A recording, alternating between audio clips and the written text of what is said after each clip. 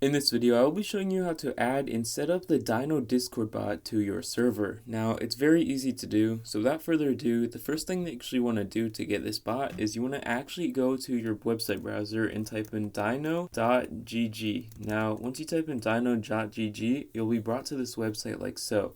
Now from here, first we actually need to get the bot. How you do this, you click on Add to Server, where from here, you can actually just scroll past this and actually click on Add to Server, which is this option down here. Now once you've done that, you can actually select the server you want to add this to and click on continue from here, and you just want to give it access to all the roles and click on authoritize from there. And once you actually select your time zone as well as what channel you want this to be added to, you click on continue, although it can be used in every channel. And once you do that, you just want to go over here to modules on your server. From here, what you need to do is you want to go to the search bar and type in auto mod, and we just want to click on settings in this option. And once you do that, you'll be brought to this panel like so.